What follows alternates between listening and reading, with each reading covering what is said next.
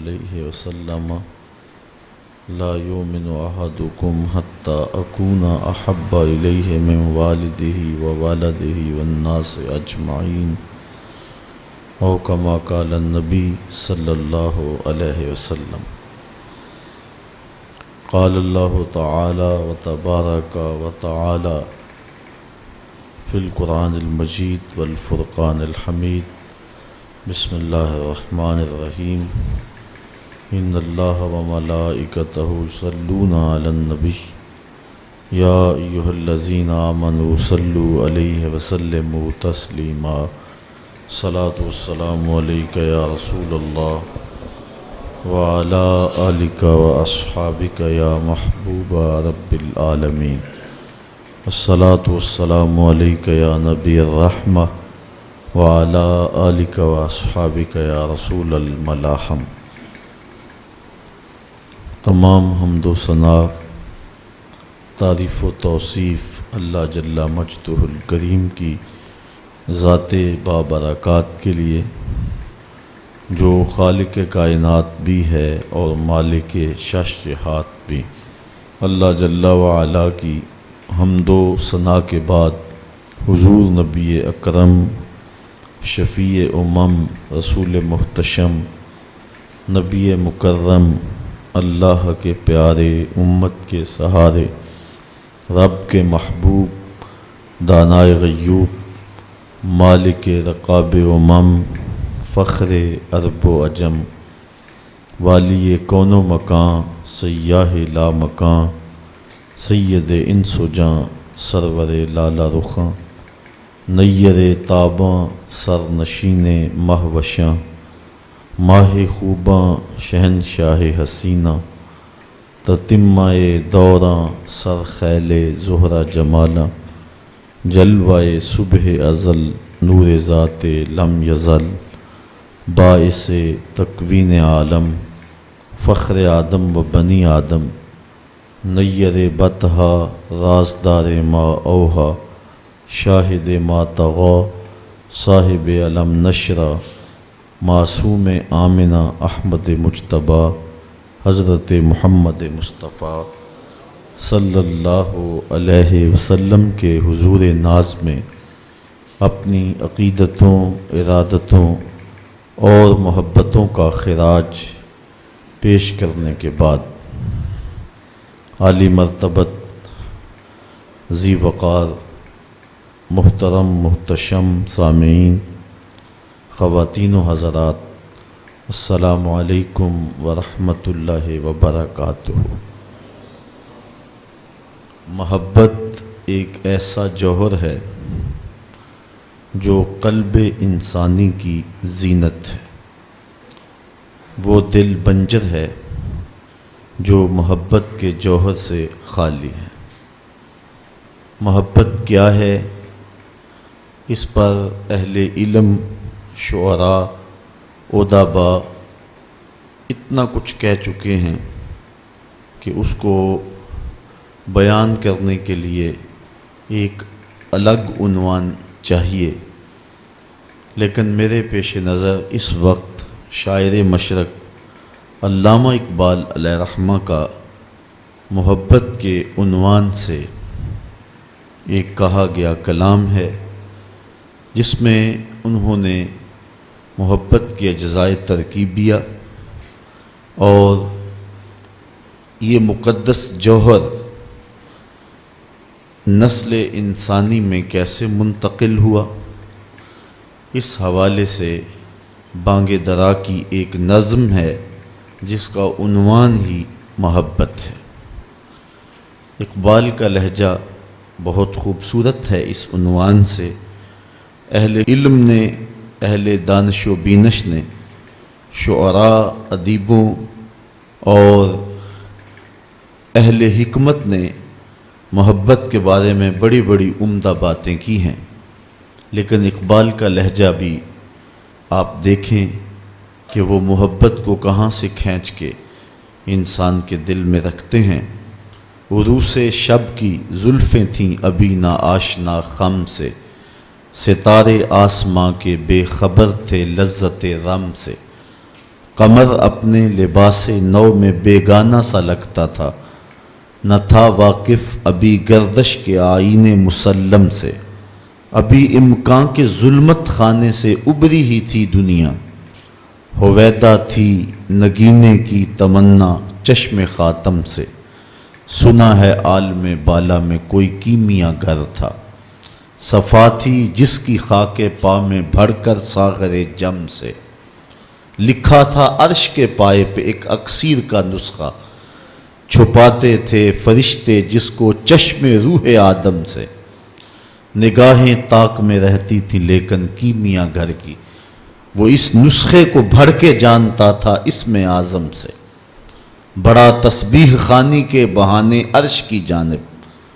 تمنائے دلی بھر آئی آخر سائے پہم سے، پھر آیا فکر اجزا نے اسے میدان امکا میں، چھپے گی کیا کوئی شے بارگاہ حق کے محرم سے۔ اب اجزا دیکھیے، چمک تاروں سے مانگی چاند سے داغ جگر مانگا، اڑائی تیرگی تھوڑی سی شب کی زلف برہم سے، تڑپ بجلی سے پائی حور سے پاکیزگی پائی، حرارت لی نفس آئے مسیح ابن مریم سے، ذرا سی پھر ربوبیت سے شان بے نیازی لی، ملک سے عاجزی افتادگی تقدیر شبنم سے، پھر ان اجزاء کو گھولا چشمہ حیواں کے پانی میں، مرکب نے محبت نام پایا عرش اعظم سے، محوس نے یہ پانی ہستی نوخیز پر چھڑکا، گرا کھولی ہنر نے گویا اس کے کار عالم سے، ہوئی جنبش ایاں ذروں نے لطف خواب کو چھوڑا، گلے ملنے لگے اٹھ اٹھ کے اپنے اپنے ہمدم سے، خرام ناز پایا آفتابوں نے ستاروں نے، چٹخ گنچوں نے پائی داغ پائے لالا زاروں نے۔ تو اس نظم کے اندر اقبال نے محبت کو عالم امر کا ایک لطیفہ قرار دیا ہے، اور امانت کے طور پہ جو اس دنیا پر قلب انسانی میں رکھ دی گئی۔ فطرت انسانی میں محبت کا تخم رکھا گیا ہے، اور کوئی دل اور کوئی سینہ ایسا نہیں ہے جس کو محبت سے خالی رکھا گیا ہو۔ شیشہ دہر میں مانند مے ناب ہے عشق، روح خورشید ہے خون رگے محتاب ہے عشق، دل ہر ذرہ میں پوشیدہ کسک ہے اس کی، نور یہ وہ ہے کہ ہر شے میں جھلک ہے اس کی۔ کائنات کے اندر اس محبت کو پھیلا دیا گیا، چھڑک دیا گیا، یہ غنچوں میں چٹکنا اور پھولوں میں مہکنا، اور کائنات کے اندر یہ جو ایک کشش اور تازگی اور بہار دکھائی دے رہی ہے، یہ محبت کے دم سے ہی ہے۔ محبت ایک بہت قیمتی جوہر ہے، اور یہ کسی کو نصیب کر دیا جائے تو اس کی سعادت مندی ہے، اور ہر انسان کو خاص طور پہ اس جوہر سے مالا مال کیا گیا ہے۔ اب محبتیں لوگوں کے ساتھ کائنات میں مختلف شخصیات کی اور مختلف ذوات کی مختلف ذوات کے ساتھ محبتیں دیکھنے کو ملتی ہیں، لیکن وہ محبت حقیقی محبت ہے جو اللہ اور اس کے رسول کے ساتھ بندے کی قائم ہوتی ہے۔ آج کا عنوان اور آج کی گفتگو حضور علیہ السلام کی محبت، پھر نسل نو میں اس کی آبیاری کیسے کی جائے، اس کے ذرائع کیا ہیں، زود اثر اس کے ذریعے کیا ہونے چاہیے، آج کی گفتگو کا یہی عنوان ہے، اور میں آپ کی توجہ اس پہ چاہوں گا۔ حضور علیہ السلام کی محبت عقل کا تقاضا بھی ہے، دین اور شریعت کا بھی تقاضا ہے۔ حضور کا جو فرمان نور آپ کے سامنے رکھا، اس میں حضور علیہ السلام نے ارشاد فرمایا، لا یؤمن احدکم حتی اکون احب الیہ، تم میں سے کوئی شخص اتنی دیر تک کامل مومن نہیں ہو سکتا جب تک میں اس کو محبوب نہ ہو جاؤں، من والدہ و ولدہ والناس اجمعین، اس کے والد سے، ماں باپ سے، اس کی اولاد سے، یہاں تک کہ کائنات کے ہر شخص سے زیادہ جب تک میں محبوب نہ ہو جاؤں ایمان کی تکمیل نہیں ہو سکتی۔ حضرت سیدنا عمر رضی اللہ تعالیٰ عنہ نے بارگاہ رسالت مآب صلی اللہ علیہ وسلم میں عرض کی، لَأَنْتَ یا رسول اللہ صلی اللہ علیہ وسلم احب الیہ من کل شیء الا نفسی، حضور آپ مجھے کائنات کی ہر شے سے زیادہ محبوب ہیں، لیکن میں جو اپنی کیفیت پا رہا ہوں وہ آپ کے سامنے رکھ رہا ہوں، مجھے اپنی جان سے زیادہ آپ محبوب نہیں ہیں۔ تو حضور نے ارشاد فرمایا، لا والذی نفس بیدہ حتی اکون احب الیک من نفسک، عمر مجھے قسم ہے اس ذات کی جس کے قبضے میں میری جان ہے، اتنی دیر تک تمہارا ایمان مکمل نہیں ہوگا جب تک سب سے زیادہ میں محبوب نہ ہو جاؤں۔ حضرت عمر رضی اللہ تعالیٰ عنہ نے عرض کی، الآن احب الیہ من نفسی، حضور اب جو ہے وہ آپ مجھے اپنی جان سے بھی زیادہ آپ محبوب دکھائی دے رہے ہیں۔ حضور نے فرمایا، الآن یا عمر، عمر اب تمہارا ایمان مکمل ہو گیا ہے۔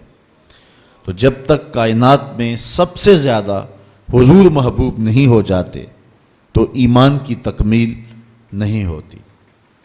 آقا کریم علیہ السلام کی مجلس نور سجی ہے، حضرت انس بن مالک رضی اللہ تعالی عنہ روایت کرتے ہیں، ایک شخص آیا اور حضور کی خدمت میں عرض گزار ہوتا ہے، متی الساعہ یا رسول اللہ، اے پیارے رسول صلی اللہ علیہ وسلم قیامت کب آئے گی؟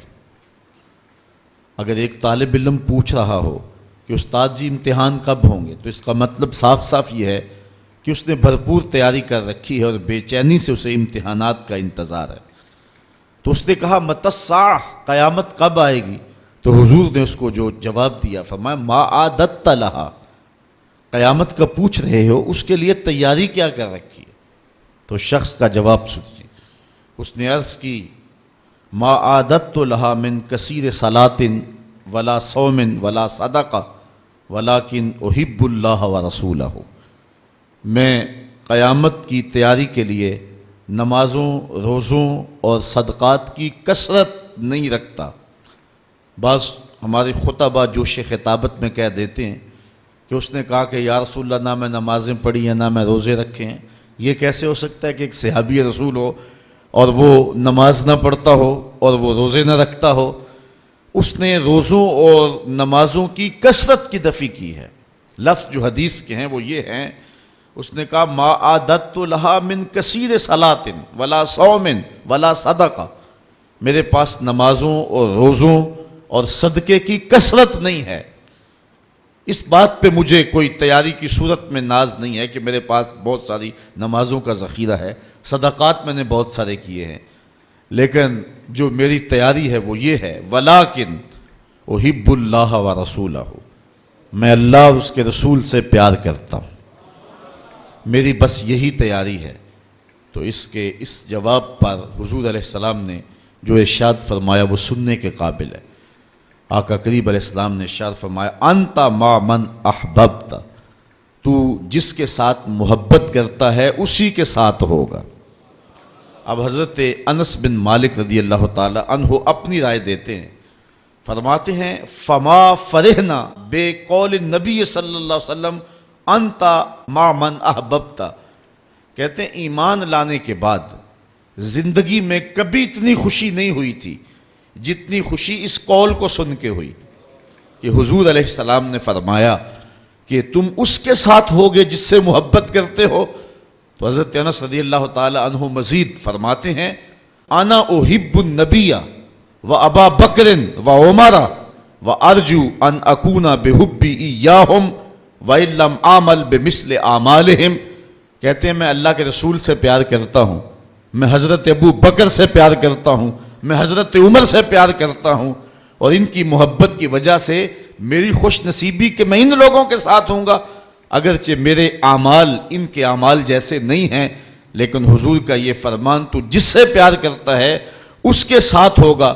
فرماتے ہیں کہ پھر ہماری خوشی کی انتہا نہ رہی، اور ایمان لانے کے بعد صحابہ سب سے زیادہ اگر کسی قول پہ خوش ہوئے ہیں، کسی بات پہ بہت زیادہ انہیں فرحت ہوئی ہے تو وہ اس بات پہ فرحت ہوئی ہے کہ حضور نے ارشاد فرمایا انتا ما من احببتا، تو اس کے ساتھ ہوگا جس کے ساتھ تو محبت کرتا ہے۔ مولا کائنات سید علی المرتضی رضی اللہ تعالی عنہ اس محبت کی کہانی کو کتنے دل آویز پیرائے میں بیان کرتے ہیں۔ علاقوں کے لوگ جہاں پانی وافر ہے وہ اس مفہوم کو اتنی گہرائی سے نہیں سمجھ سکتے، لیکن صحرائی لوگ اس بات کو بڑی خوبی کے ساتھ سمجھتے ہیں کہ انہوں نے کس فصاحت اور کس بلاغت کے ساتھ حضور کے ساتھ اپنے پیار کا اظہار کیا۔ چلو آج کل ماہ صیام ہے تو روزہ کھلنے کے قریب جو کیفیت ہوتی ہے اس کو تصور میں رکھ لیں تو حضرت علی کے فرمان کو سنیں۔ کہتے ہیں کان رسول اللہ صلی اللہ علیہ وسلم احب الینا من اموالنا و اولادنا و آبائنا و امہاتنا من الماء البارد علی الظما۔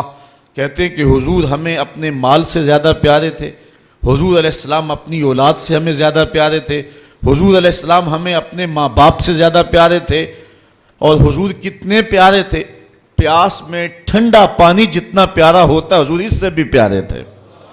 اللہ اکبر، ٹھنڈے پانی کی جو طلب ہوتی ہے اور اس کے لیے دل میں جو رغبتیں اور اس کے لیے جو دل میں خواہشات ہوتی ہیں حضور اس سے بھی پیارے تھے۔ مطلب کیا کہ پیاس میں ٹھنڈا پانی زندگی ہے، اگر وہ پانی میسر نہیں آتا تو پھر زندگی کا خاتمہ ہو جاتا ہے۔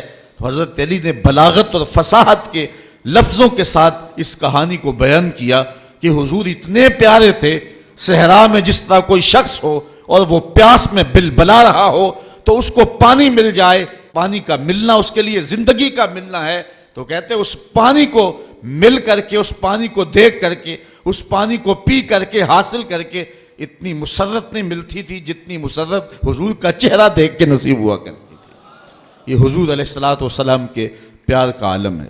حضرت عمر بن عاص رضی اللہ تعالیٰ عنہ فرماتے ہیں ما کان احد احب الی من رسول اللہ صلی اللہ علیہ وسلم، کہتے ہیں کہ جتنے حضور ہمیں پیارے تھے کائنات میں اتنا کوئی بھی پیارا نہیں تھا۔ جنگ احد کے موقع پہ آپ جانتے ہیں یہ خبر مشتہر کر دی گئی کہ حضور علیہ السلام کی شہادت ہو گئی۔ ایک انصاری خاتون بھی حضور علیہ السلام کی شہادت کی خبر سن کر کے جو بھی ملتا ہے اسے پوچھتی ہے حضور کا کیا حال ہے۔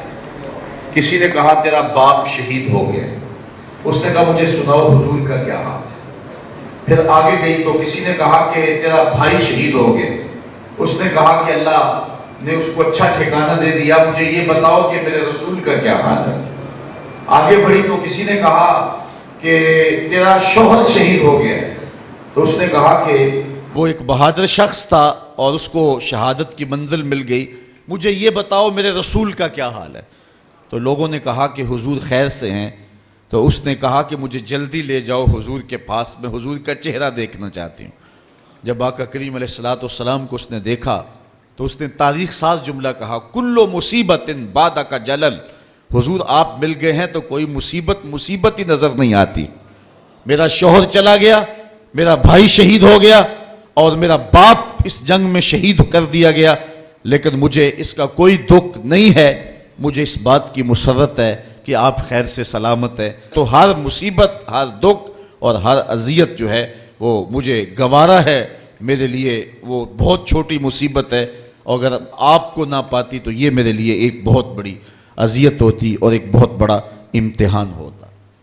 حضور علیہ السلام کی محبت کے قصوں میں علماء نے حضرت زید بن الدسنہ کا قصہ انتہائی معروف اور محبت کی ایک عمدہ مثال کے طور پہ بیان کیا ہے۔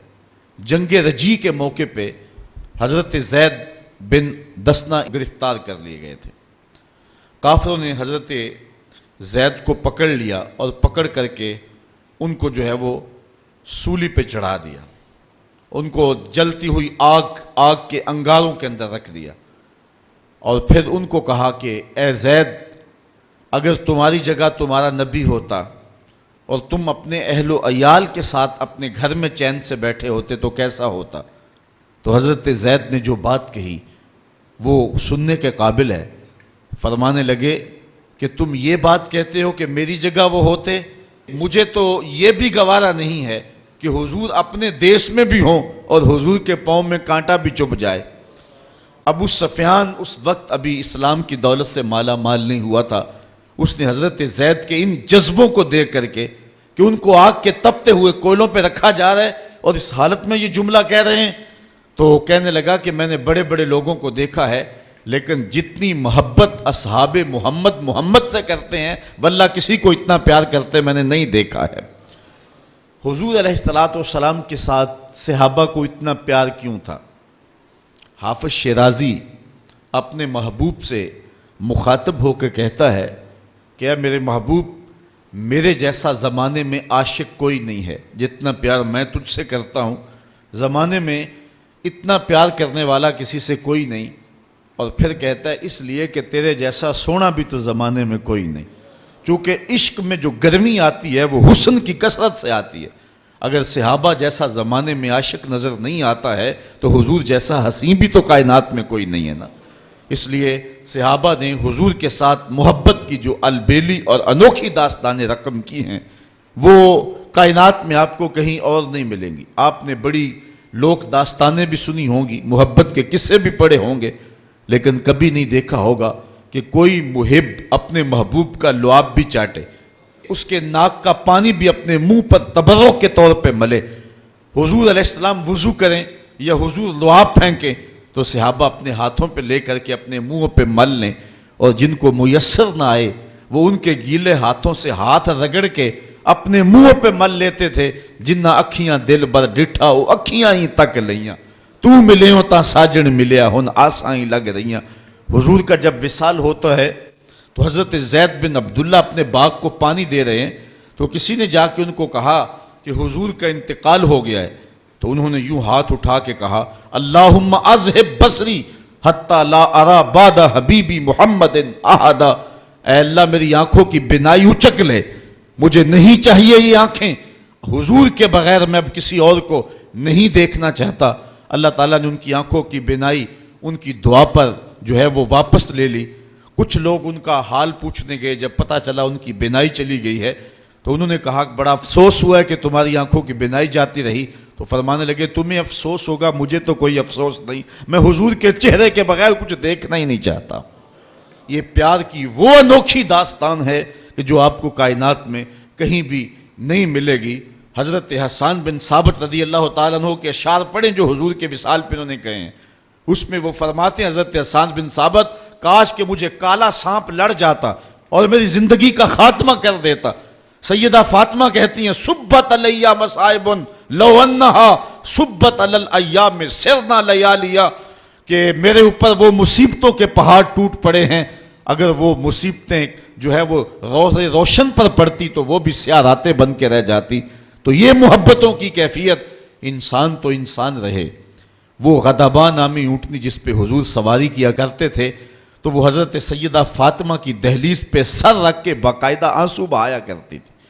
وہ یافور نامی حضور کا دراز گوش قبیلہ بنو سلیم کے کنویں میں چھلانگ لگا کے اپنا خاتمہ کر لیتا ہے، جب حضور چلے گئے ہیں تو ہم نے جی کے کیا لینا ہے۔ حضرت امام احمد بن حنبل نے اپنی مسند کے اندر لکھا ہے کہ حضور کے گھر میں ایک چھوٹا سا ممولا تھا، جب حضور گھر آتے تو وہ کسی گوشے میں بیٹھ کے حضور کو دیکھتا رہتا، اور آقا کریم علیہ السلام جب گھر سے چلے جاتے اس طرح تو وہ مضطرب ہو جاتا، کبھی چارپائی پہ آ جاتا، کبھی چھت پہ، کبھی نیچے، کبھی دائیں، کبھی اوپر۔ جب آقا کریم علیہ السلام دوبارہ گھر آتے فساکانہ تو اس کے دکھی دل کو قرار آ جاتا۔ اور اگر محبتوں کی کہانیاں اور الفتوں کی دل آویز داستان کو چھیڑنے لگوں تو میں تمہیں ایک ایسی البیلی اور انوکھی کہانی سناؤں گا جس کو حضرت امام بخاری نے اپنی صحیح سند کے ساتھ روایت کیا ہے کہ مسجد نبوی کا ماحول ہے۔ آقا کریم علیہ السلام منبر پہ جلوہ فراز ہوئے، ابھی خطبے کا آغاز ہی ہوا ہے کہ ایک جانب سے سسکیوں کی آواز آنے لگی، کوئی پھوٹ پھوٹ کے رو رہا ہے۔ صحابہ دائیں بائیں دیکھتے ہیں، رونے والا نظر نہیں آتا، اور رونے والا اس درد سے روتا ہے کہ سینوں کے اندر کلیجے پھٹتے دکھائی دیتے ہیں۔ اس کے لہجے میں گداز اتنا ہے اور درد اتنا ہے کہ صحابہ دائیں بائیں دیکھتے ہیں، رونے والا نظر بھی نہیں آتا، لیکن اس کے رونے کی ہچکیاں اور سسکیاں زہرہ گداز ہیں، کلیجہ پگھلا دینے والی ہیں۔ اللہ اکبر۔ بلکہ امام سمودی نے اس واقعہ کو بڑی تفصیل کے ساتھ لکھا ہے کہ مسجد گونجنے لگی اور جو ہے وہ عجیب منظر پیدا ہو گیا۔ صحابہ حیرت زدہ ہیں کہ یہ ہوا کیا کہ رونے والا نظر بھی نہیں آ رہا اور آقا کریم ابھی خطبے کا آغاز بھی نہیں کیا، اور اس کی سسکیاں اور چیخیں جو ہیں وہ آسمان تک پہنچ رہی ہیں۔ فنزل النبی صلی اللہ علیہ وسلم عن المنبر، حضور ممبر سے نیچے اترے۔ آج پہلا دن تھا کہ حضور کے لیے ممبر بنا تھا، حضور ممبر پہ بیٹھے تھے۔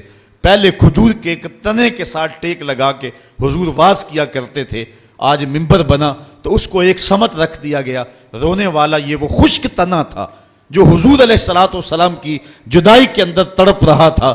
اس تنے حنانہ در ہجر رسول، زارمی نالت چوں ارباب عقول۔ رومی کہتے ہیں کہ اس تنے حنانہ عاقل لوگوں کی طرح سسکیاں لے کے رو رہا ہے۔ آقا کریم علیہ السلام آئے اور اس تنے کو حضور نے اپنی باہوں میں لے لیا۔ جس طرح کوئی بچہ بچھڑا ہوا ماں کی گود میں آ جائے تو اس کی گھگی بن جاتی ہے، اس طرح اس کی گھگی بند گئی اور آقا کریم اس کے اوپر اپنا ہاتھ پھیرتے رہے اور بتدریج اس کی سسکیاں اور اس کا رونا کم ہوتا رہا۔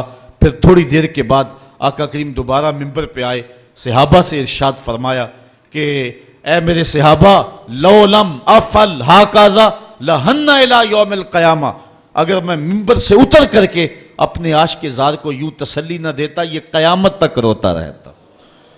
حضرت امام محمد بن سیرین ایک بزرگ ہوئے ہیں، آپ فرمایا کرتے تھے کہ جب حضور کی محبت کا عالم یہ ہے کہ خشک لکڑیوں کو بھی جدائی برداشت نہیں ہے، تو حضور علیہ السلام کے جو غلام ہیں پھر ان کی محبت کا عالم کیا ہوگا۔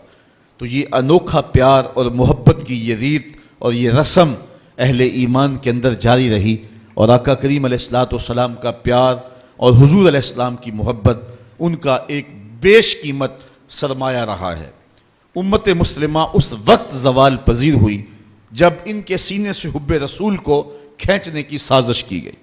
اقبال کہتا ہے تو کیا جانتا کہ تیرے ساتھ کیا قیامت توڑی گئی، عہد ما ماراز ما بیگانہ کرد، از جمال مصطفیٰ بیگانہ کرد۔ یہ جو فرقے گروہ بندیاں پیدا کی گئی اور حضور کی ذات کو وجہ نزاع بنا دیا گیا، آپ معتزلہ، مرجیہ، اندیہ، لا ادریہ اور جتنے بھی جو ہے وہ امت کے اندر انتشارات پیدا ہوئے ہیں، آپ ان سب کو دیکھ لیں، مطالعہ کر لیں، کبھی بھی حضور کی ذات وجہ نزاع نہیں بنی ہے۔ صفات پہ گفتگو ہوتی رہی ہے، خلق قرآن کا مسئلہ رہا ہے، کیا حرام رزق ہے یا نہیں ہے اس پہ بحث ہوئی ہے، کبیرہ کا مرتکب کافر ہے یا مومن ہے اس عنوان سے بحث ہوئی ہے۔ حضور کی ذات کبھی وجہ نزاع نہیں ہوئی۔ آقا کریم علیہ السلام کی ذات جو ہے وہ ہمیشہ امت کے اندر محبتوں کا مرکز رہی ہے، اور کبھی حضور کی ذات کے ساتھ جو ہے وہ کسی نے کوئی جو ہے وہ ایسی بات یا اس انداز کے ساتھ جو ہے وہ بات نہیں کی۔ سب سے پہلے بر صغیر پاک و ہند میں اور سلطنت عثمانیہ کو توڑنے کے لیے جب اغیار نے سازش کی تو اس وقت حضور کی ذات کو وجہ نزاع بنایا گیا، اور پھر ہمارا جو حال ہوا امت کا شیرازہ بکھر کے رہ گیا۔ حضرت شیخ عبدالحق محدث دہلوی علیہ رحمہ بر صغیر پاک و ہند میں، جنہیں محدث علی الاطلاق کہتے ہیں، تمام مکاتب فکر کے لوگ حضور علیہ السلام کے اس غلام اور دین متین کے اس سپاہی اور بر صغیر میں حدیث رسول کے اجالے بانٹنے والے اس محدث کو اپنا امام اور مقتدا مانتے ہیں۔ آپ مدارج النبوہ میں لکھتے ہیں کہ اللہ کا شکر ہے بہت سارے اختلافات امت کے اندر موجود ہیں، لیکن حضور علیہ السلام کی حیات طیبہ کے بارے میں کم از کم میرے دور تک تو کوئی اختلاف نہیں ہے۔ یہ شیخ اپنی کتاب میں لکھتے ہیں، تو اب اس کے بعد اس عنوان سے بھی امت میں اختلاف پیدا ہوا، تو مطلب یہ ہوا کہ یہ شیخ کے بعد کی کہانیاں ہیں۔ اس طرح توسل، استغاثہ، ندا اور یہ جتنے بھی عنوانات اختلاف کے ہیں، امت میں ایسے عنوانات سے پہلے اختلاف نہیں تھا۔ تو اقبال نے اس نبض پہ ہاتھ رکھا اور جو ہے وہ امت کے اس دکھڑے کو بیان کیا کہ عہد ما ماراز ما بیگانہ کر، ہمارے دور نے ہمیں ہم سے دور کر دیا ہے، از جمال مصطفیٰ بیگانہ کر، اس لیے کہ حضور کی ذات سے ہمیں دور کر دیا ہے۔ اور اقبال امت کا علاج، اسی میں سمجھتا ہے کہ اس درماندہ قوم کو پھر حضور کی دہلیز پہ لے آئیں۔ اقبال کے فلسفے میں جو درد ہے، شکوے کے رنگ کے اندر ان کی کیفیات دیکھنے کو ملتی ہیں اور باقی ان کے کلام کے اندر، لیکن جواب شکوہ کے اندر وہ امت کا علاج بتا رہا ہے۔ یہ جو شکوہ ہے یہ ایک تشخیص ہے مرض کی، اور جو جواب شکوہ ہے یہ اس کی تدبیر ہے، اس کا علاج ہے۔ تو جواب شکوہ کا رنگ اگر آپ دیکھیں تو اقبال کی تان آخر اس پہ ٹوٹتی ہے، اور سارا فلسفہ ان دو لفظوں میں اقبال نچوڑتا ہے کہ کی محمد سے وفا تو نے تو ہم تیرے ہیں، یہ جہاں چیز ہے کیا لوح و قلم تیرے ہیں، قوت عشق سے ہر پست کو بالا کر دے، دہر میں اس میں محمد سے اجالا کر دے۔ تو کائنات میں روشنی اور اجالے تب ہوں گے جب ذات رسالت مآب صلی اللہ علیہ وسلم سے امت جڑے گی۔ اب ہماری نسل نو مغرب سے متاثر ہو رہی ہے، دوسری جانب ایک شخص کئی بیڑیوں کا سوار ہوا جا رہا ہے، اور ایک شخص کو کتنے لوگ کھینچ کر کے ایک اپنی دعوت، اپنے فرقے کی، اپنی جماعت کی، اپنی گروہ کی دعوت دے رہے ہیں، اور نتیجتاً اذہان جو ہیں وہ منتشر ہو کے رہ گئے ہیں۔ اب اس امت کو اور نوجوان کو اور آنے والی نسل کو وہ کون سا مرکز ہے جس پہ اکٹھا کیا جائے اور ان کو راہ مستقیم پہ بلایا جائے؟ تو وہ حضور علیہ السلام کی محبت ہے، جس محبت پر بلا کر کے جب محبت سینے میں بیدار ہوگی تو پھر عقائد کی درستگی بھی پیدا ہوگی، اور پھر عمل کو مہمیز بھی لگے گی، اور پھر جد و جہد اور طاعت کے جذبے، یہ سب کچھ پیدا ہوگا۔ اس لیے محبت رسول، اس جوہر کو نئی نسل کے اندر پیدا کرنے کی ضرورت ہے۔ اب نئی نسل کے اندر محبت رسالت مآب کو کس طرح پیدا کیا جائے، اس عنوان کے ساتھ لکھنے والوں نے بہت کچھ لکھا ہے۔ یہ گزشتہ شب میری نظر میں علموا اولادکم محبت رسول اللہ صلی اللہ علیہ وآلہ وسلم ڈاکٹر عبدہ یمانی کی جو ہے وہ مطالعہ میں رہی ہے، جس میں انہوں نے 20 ایسے طریقے بیان کیے ہیں کہ جس میں حضور علیہ السلام کی محبت کو نئی نسل کے اندر جو ہے وہ منتقل کیا جا سکے۔ لیکن اس وقت میرے سامنے وقت چونکہ اتنا نہیں ہے کہ میں ان 20 طریقوں کا اجمالی تذکرہ بھی کروں، گو کہ میرا ذہن تھا، لیکن میں اختصار کے ساتھ 3-4 باتیں، اور وہ بھی علامہ اقبال کا ایک مضمون ہے جس کا خلاصہ نئی نسل کے اندر دین کی آبیاری اور محبت رسول کی تخم ریزی ہم کیسے کر سکتے ہیں۔ تو اقبال نے اس کے لیے 3 چیزیں بیان کی ہیں، اور ایک چیز میں اپنی جانب سے بیان کروں گا۔ سب سے پہلی بات، نئی نسل کے اندر حضور کا پیار کیسے اجاگر کیا جاتا ہے؟ تو اقبال کہتا ہے کہ نسل نو میں حضور کی محبت کا جوہر منتقل کرنے کا زود اثر ذریعہ یہ ہے کہ اپنی اولادوں کو کثرت کے ساتھ حضور پہ درود و سلام پڑھنے کی ترغیب دیں، چونکہ درود ایک ایسا وظیفہ ہے جو انسان کی فطری صلاحیتوں کو نکھارتا ہے، روحوں کی زندگی کا سبب ہے، انسان کو طبی طور پہ توانائی نصیب ہوتی ہے۔ آپ پڑھیں قدرت اللہ شہاب کو، وہ کہتا ہے کہ مجھے جاگ ہی درود و سلام سے لگی، بلکہ اقبال سے کسی نے پوچھا کہ تیرے شعروں میں یہ حسن کہاں سے آ گیا؟ جو اردو ادب کے نقاد ہیں وہ غالب کو اقبال سے بڑا شاعر مانتے ہیں، جس انداز سے اس نے شاعری کی ہے، اور جن سنگلاخ زمینوں میں اور جن مشکل بحروں میں غالب نے لکھا ہے، یہ اسی کا ہی مقصوم ہے۔ پھر وہ جس عنوان سے بھی لکھے وہ کمال کر دیتا۔ یہ مسائل تصوف کے، یہ تیرا انداز بیاں غالب، ہم تجھے ولی سمجھتے اگر بادہ خار نہ ہوتا۔ بات کرنے کا ڈھب جانتا ہے، ذکر اس پر ہی وش کا، پھر بیاں اپنا تھا، بن گیا رقیب آخر جو رازداں اپنا تھا۔ جب وہ حسن کا نقشہ کھینچے تو حسن کو مجسم سامنے لے آتا ہے، جب تصوف کے مسائل پہ بولے تو لگتا ہے کہ یہ بہت جو ہے وہ نقطہ وار صوفی ہے، وہ جس لہجے میں آئے حد کر دیتا ہے۔ لیکن وہ قبولیت عامہ جو غالب کو نہ مل سکی وہ اقبال کا مقسوم ہوئی۔ تو اقبال سے کسی نے پوچھا کہ تیرے شعروں میں یہ حسن اور یہ رس، یہ مٹھاس، یہ تازگی کہاں سے آئی؟ تو اقبال نے کہا کہ میں نے 1.25 کروڑ مرتبہ حضور پہ درود پڑھا ہے، میں تنہا کمال سخن کو نہ پہنچا، میرے شعر ہیں اور تاثیر ان کی۔ 1.25 کروڑ مرتبہ ذات رسالت مآب صلی اللہ علیہ وسلم پر میں نے درود پڑھنے کی سعادت پائی۔ تو درود وہ وظیفہ ہے جو انسان کو نکھار دیتا ہے، انسان کے لیے بہتریوں کا سامان پیدا کرتا ہے۔ ویسے بھی قرب قیامت میں جب کہ فتنے بارش کی طرح برس رہے ہوں گے تو درود نجات کی ضمانت ہوگا۔ حضرت امام سخاوی نے القول البدیع میں لکھا ہے کہ امام زین العابدین سے پوچھا گیا کہ جب کثرت سے ترک اور فرق ہوں گے تو اس وقت حق کی پہچان کون ہوگی اور کس راہوں کے ہم مسافر ہوں گے؟ تو امام زین العابدین فرمانے لگے جو اہل السنہ ہوں گے وہ حق کی راہوں کے مسافر ہوں گے۔ تو پوچھنے والے نے کہا کہ اگر بہت سارے لوگ اسی نام سے دعویٰ رکھیں تو ان میں اصل کی پہچان کیا ہے؟ تو حضرت امام زین العابدین نے کہا من علامات اہل سنہ کثرت الصلاۃ علی رسول اللہ، نشانی میں بتا دیتا ہوں کثرت کے ساتھ حضور پہ درود پڑھنے والے ہوں گے۔ تو یہ وہ وظیفہ ہے کہ جو نسل نو میں حب رسول کی آبیاری کا ایک مؤثر ترین ذریعہ ہے۔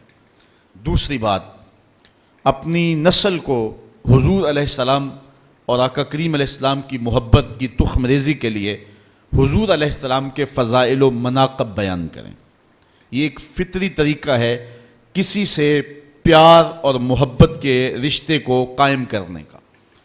جس شخص کی فضیلتیں بیان کی جائیں، عظمتیں بیان کی جائیں تو اس کے لیے دل میں محبت پیدا ہوتی ہے۔ یہ ایک فطری طریقہ ہے کسی سے پیار کرنے کا اور کسی کے لیے دلوں میں محبت کی تخم ریزی کا۔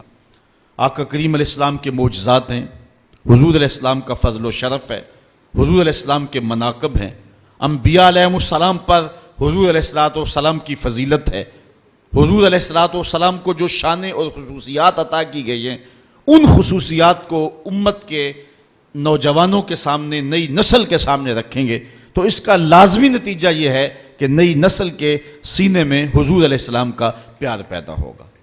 میں اختلاف کا مزاج نہیں رکھتا، لیکن سچی بات اگر تکلیف کا سبب بھی ہو تو یہ ایک امر آخر ہے۔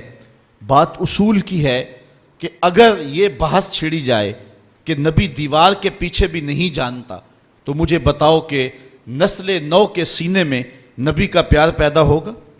آج کی نسل آج نہیں تو ہم سے کل سوال کرے گی۔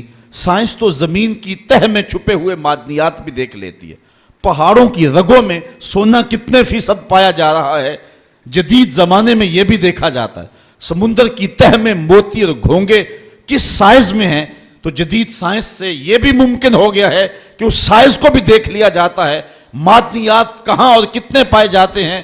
یہ ایک انسانی عروج ہے اور انسانی باغپن ہے جب انسانی نظر کا کمال اور انسانی دوربین کی رسائی پہاڑوں کی رگوں تک ہو گئی ہے اور زمین کی تہوں تک انسان پہنچ گیا ہے، تو کیا نبی دیوار کے پیچھے بھی نہیں جانتا؟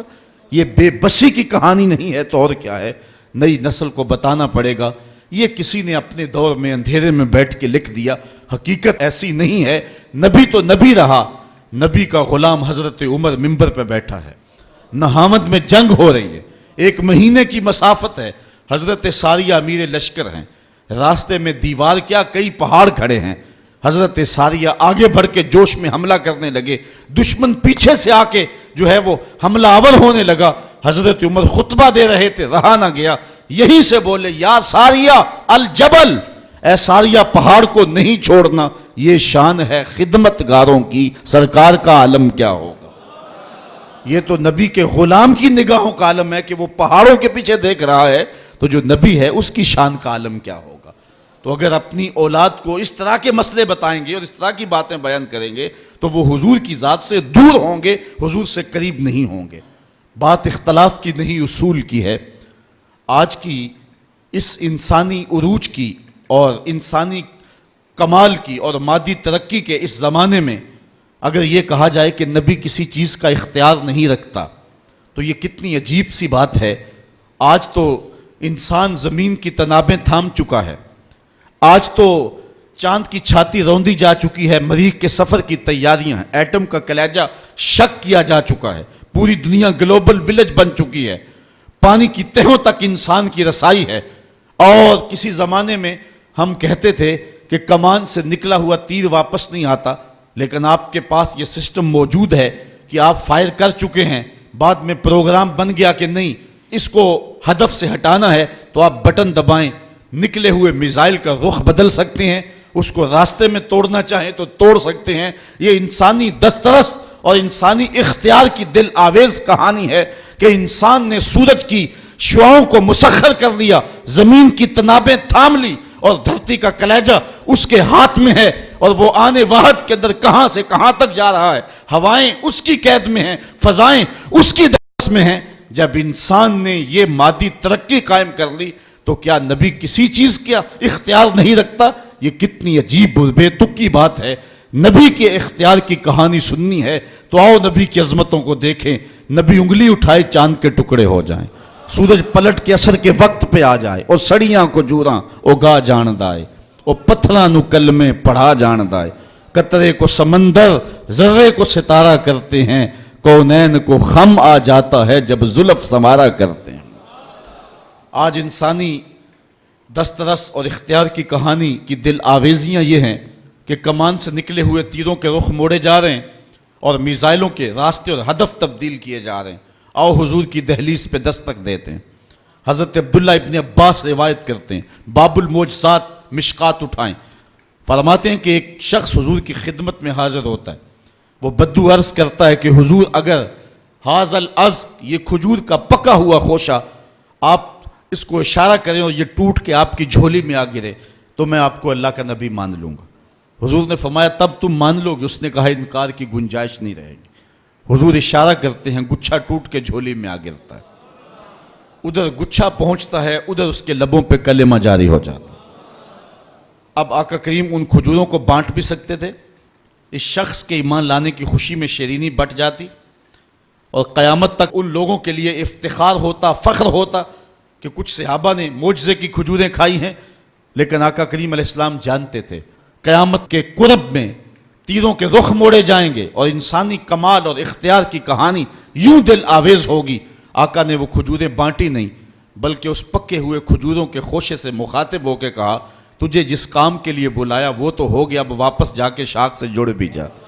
صرف اتارنا نہیں جانتے، ان کو واپس جوڑنا بھی جانتے، چاند کے ٹکڑے ہی نہیں کرنا جانتے، اصلی حالت کے اندر ان کو پلٹانا بھی جانتے ہیں۔ یہ نبی کے اختیار کی دل آویز کہانی ہے۔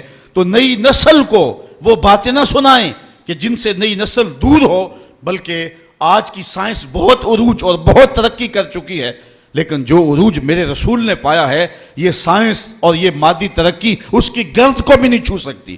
آج دنیا چاند پہ جا کے فخر کر رہی ہے، میرا نبی چاند کو قدموں میں بلا کر بھی فخر نہیں کر رہا۔ اور پھر معراج کی شب میرے رسول وہاں پہنچے ہیں جہاں کسی کا تصور بھی نہیں پہنچا۔ کوئی فلک تیرا یار گیا، کوئی جا سدرا تے ہار گیا، ایک کالیاں زلفاں والا سی جڑا عرش تو بھی لنگ پار گیا۔ کوئی حد ہے ان کے عروج کی، بلغل اولاب کمال ہی۔ یہاں امام احمد رضا کا اسلوب دیکھیے، خرد سے کہہ دو کہ سر جھکا لے، گماں سے گزرے گزرنے والے، یہاں خود پڑے ہیں جہت کو لالے، کوئی کیا بتائے کدھر گئے تھے، کوئی حد ہے ان کے عروج کی، بلغل اولاب کمال ہی۔ تو نسل نو کو حضور کا پیار دینے کے لیے آقا کریم کے فضائل و مناقب بیان کرنے پڑیں گے۔ تیسری بات، نسل نو کو حضور علیہ السلام کی محبت اور حضور کا پیار دینے کے لیے حضور کے حسن و جمال کا تذکرہ سنانا پڑے گا۔ کائنات میں انسان کی یہ طبع ہے اور فطری مجبوری ہے کہ حسن کی طرف اس کا میلان ہوتا ہے، اور یہ میلان طبعی ہے۔ تو اس لیے نئی نسل کو حضور کے حسن کے قصیدے بیان کرنے پڑیں گے۔ علماء نے باقاعدہ اس پہ کتابیں تصنیف کی ہیں۔ امام ترمذی کی شمائل ترمذی اسی عنوان کے ساتھ ہے، اس میں حضور علیہ السلام کے ناخن انور سے لے کر کے سر کے بالوں تک حضور کے ایک ایک عضو کا تذکرہ بیان کیا گیا ہے۔ تو نسل نو کو حضور کے حسن کا تذکرہ سنانا پڑے گا تاکہ ان کے سینے میں حضور کا پیار پیدا ہو۔ یہ عنوان اپنے دامن میں بڑی وسعت رکھتا ہے، لیکن ایک حدیث سن لیں۔ حضور کے صحابہ میں ایک نام ہے حضرت ابو طفیل کا، یہ سب سے آخری صحابی ہیں۔ حج کا موسم ہے، اونچے ٹیلے پہ کھڑے ہو گئے اور لوگوں سے مخاطب ہو کے کہا لوگوں اس وقت روئے زمین پہ میرے علاوہ کوئی نہیں جس نے حضور کو دیکھا ہو، آؤ مجھ سے حضور کی باتیں سنو۔ لوگ اکٹھے ہو گئے اور کہا صف لنا رسول اللہ صلی اللہ علیہ وسلم، ہمیں حضور کا حلیہ بیان کر دیجیے۔ تو انہوں نے 3 لفظوں میں حضور کا حلیہ بیان کیا، کان رسول اللہ صلی اللہ علیہ وسلم ابیض ملیحا مقصدا، ایک چٹے رنگ کے تھے، ایک حسن نمکین تھا، ایک ہر معاملے میں توازن تھا۔ آخری بات میرے عنوان کی، ورنہ اس عنوان سے بہت کچھ کہا جا سکتا ہے۔ حضور علیہ السلام کے فضائل و مناقب، حضور کے حسن کا تذکرہ، آقا پر کثرت درود، یہ سارے وظائف زود اثر ہیں، اور ان کے ذریعے سے اپنی نسل کو حضور علیہ السلام کی چوکھٹ پہ بلایا جاتا ہے۔ ایک اور ذریعہ یہ ہے کہ اپنی نئی نسل کو حضور علیہ السلام کی سیرت بیان کریں، اور اس کا لازمی نتیجہ یہ ہے کہ ان کے دل میں حضور علیہ السلام کے لیے، صاحب سیرت کے لیے پیار کے جذبے پیدا ہوں گے۔ آقا کریم علیہ السلام کو جو حسن صورت دیا گیا ہے اس کا جواب نہیں ہے، لیکن جو حسن سیرت دیا گیا ہے اس کا بھی جواب نہیں ہے۔ اللہ تعالیٰ جل شانہ نے اپنے محبوب کے خلق کی خود تعریف کرتے ہوئے فرمایا وَإِنَّكَ لَعَلَىٰ خُلُقٍ عَظِيمٍ، محبوب تو عظیم خلق کا مالک ہے۔ تو جس کے خلق کو رب نے بھی عظیم کہا ہے، وہ سیرت کے کس اونچے درجے پہ گامزن ہوگا۔ اس لیے اپنی نئی نسل کو اس عنوان کے ساتھ آگاہی دے کر کے اپنی نئی نسل کو حضور کی محبت کی طرف بلایا جائے گا۔ ایک بات اور عرض کروں جاتے ہوئے، وہ یہ کہ اپنی اولادوں کے دلوں کے اندر اس بات کا احساس پیدا کیجئے اور اس مسرت اور اس خوشی کا وہ اظہار کریں کہ ہم حضور کی امت ہیں، اور یہ احساس فرحت کا اور انبساط کا حضور علیہ السلام کی قربت کا سبب بنے گا۔ اور صحابہ اس بات پہ فخر کیا کرتے تھے، اور ابھی آپ نے روایت سنی کہ سب سے زیادہ خوشی صحابہ کو اگر کسی بات کی ہوتی تو ایمان لانے کی ہوتی۔ تو حضور علیہ السلام کی صورت میں جو کرم نوازی ہوئی، 1,00,000 کئی ہزار انبیاء علیہم السلام ہیں، لیکن جو اعزاز اللہ نے اپنے محبوب کو عطا کیا وہ کسی اور کا مقسوم نہیں ہے، شرف مکان کا نہیں ہوتا، مکین کا ہوتا ہے۔ تو جس طرح حضور نبیوں سے افضل ہیں، حضور کے صدقے سے حضور کی امت جو ہے وہ ساری امتوں سے افضل ہے۔ کنتم خیر امت اخرجت للناس، کبھی ہم تنہائی میں بیٹھ کے سوچے ہم اس قابل ہیں کہ اتنا بڑا اعزاز دیا گیا؟ یہ مجھے اور آپ کو کہا گیا ہے کہ تم بہتر امت ہو، میری خوش قسمتی میں تیرا امتی۔ میرے بزرگ ایک شعر پڑھا کرتے تھے اور ان کے اوپر ایک محویت کا عالم طاری ہوتا تھا، محمد جانے جانا ہے پیغمبر ہو تو ایسا ہو، محمد جانے جانا ہے پیغمبر ہو تو ایسا ہو، رسولوں کی بشارت سے مبشر ہو تو ایسا ہو، امر توقیر کا سب کو موقر ہو تو ایسا ہو، کیا ہم کو غلام ان کا مقدر ہو تو ایسا ہو۔ اس پہ جتنا بھی ناز کریں کم ہیں۔ حضرت حسان بن ثابت رضی اللہ تعالی عنہ کبھی جھوم کے پڑھا کرتے تھے، منا علینا ربنا ام باس فینا محمدا، ہمارے رب نے تھوڑا احسان کیا ہے کہ محمد عربی عطا کر دیے۔ اور آپ اس منظر کو نہیں بھول سکتے جب مدینے میں حضور جلوہ فراز ہوتے ہیں اور بنو نجار کی بچیاں ہاتھوں میں دفیں لیے حضور کی آمد کے ترانے پڑھ رہی ہیں، طالع البدر علینا من ثنیۃ الوداع وجب الشکر علینا ما دعا للہ داعی ایھا المبعوث فینا جیتا بالامر المطاع۔ اور وہ کتنی خوشی کے ساتھ ان کے لہجے کا بانک پن دیکھیے، انداز دیکھیے، انت شرفت المدینہ مرحبا یا خیر داعی فلبسنا ثوب یمن بعد تلفیق الرقاع۔ وہ بچیاں پڑھتی ہیں کہ ہم تو پیوند لگے کپڑے پہنا کرتی تھیں، ہم تو غریب گھروں کی بچیاں ہیں، لیکن آج کیا ہوا کہ ہم نے خوبصورت کپڑے پہنے ہوئے ہیں، ہم نے یمنی حلے پہنے ہوئے ہیں۔ کہا حضور ہم اس قابل تو نہیں تھیں، ہم تو غریب لڑکیاں تھیں، لیکن آج یمنی حلے ہم نے جو پہنے ہیں اس چاؤ خوشی میں پہنے ہیں کہ آپ جلوہ گر ہو گئے ہیں۔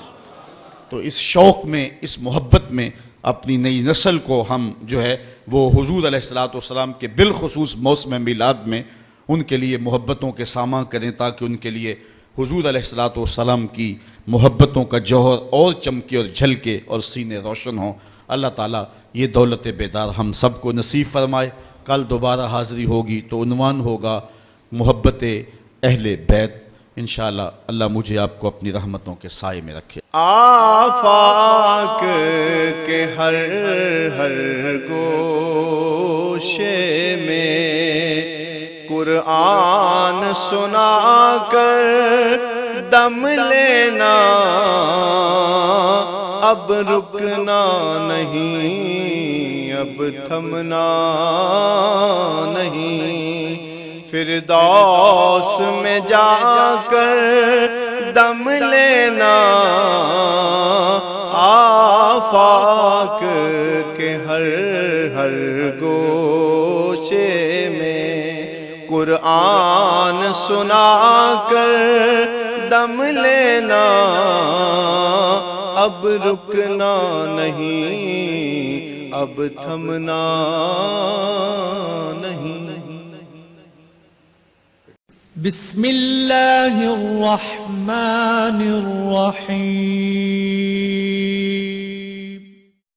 ہم جہد و عظیمت کے راہی، ہم جہد و عظیمت کے راہی، منزل پہ جا کر دم لیں گے، میدان عمل میں نکلے ہیں، میدان عمل میں نکلے ہیں، باطل کو مٹا کر دم لیں گے، ہم جہد و عظیمت کے راہی، منزل پہ جا کر دم لیں گے، آفاق کے ہر ہر گوشے میں، آفاق کے ہر ہر گوشے میں قرآن سنا کر دم لیں گے، اب رکنا نہیں، اب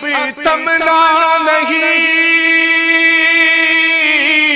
اب رکنا نہیں، اب تھمنا نہیں، فردوس میں جا کر دم لیں گے، ہم جہد و عظیمت کے راہی، منزل پہ جا کر دم لیں گے، میدان عمل میں نکلے ہیں، باطل کو مٹا کر دم لیں گے۔ اس دارالعلوم کی ایک ایک اینٹ میں پیار بھرا ہوا ہے، درد بھرا ہوا ہے، تو اس کے لیے دعا گو رہیں، اپنے تعاون سے بھی نوازتے رہیں۔ اللہ کی توفیق سے یہ ایک مرحلہ تقریباً تکمیل کے قریب ہے۔ ہم نے چاہا یہ تھا کہ 3.5 لاکھ روپے کا ایک ستون بما اوپر والا چھت اور فرشی لینٹر جو پڑا ہے، یہ 3.5 لاکھ روپے کا ایک بنتا ہے، تو اگر ہمیں 99 لوگ مل جائیں تو یہ سارا مکمل ہو جائے، لیکن 47 لوگ ہمیں مل سکے، چونکہ 3.5 لاکھ روپے ہم نعت خاں کو دے لیتے ہیں، مدرسے کو دینا ہمارے لیے مشکل ہے، ہمارا مزاج ایسا بنا ہوا ہے، تو پورے ملک کے اندر اتنے لوگ ملے، اللہ ان کے رزق میں بے پناہ برکتیں عطا۔ باقی جن لوگوں نے انفرادی طور پہ کوشش کی، 2، 5، 7، 8، 10، 20 ہزار جتنی توفیق کوئی شامل ہوئے، تو یہ اتنا کام مکمل ہوا، اور یہ تھوڑا سا حصہ ہم نے یہ کچھ قرض لے کر کے ڈالا ہے، اور آگے والا حصہ بھی ہم نے جو ہے وہ تعمیر کرنا ہے۔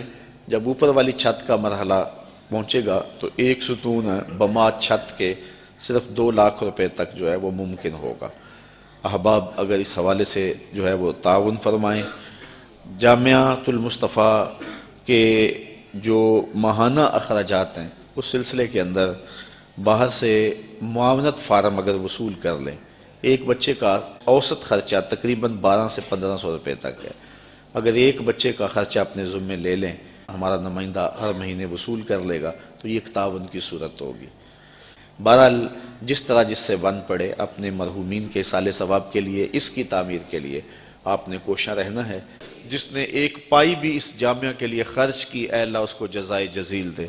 جس نے گزرتے ہوئے پیار کی نظر سے دیکھ بھی لیا، اس کو بھی جزائے جزیل عطا فرما۔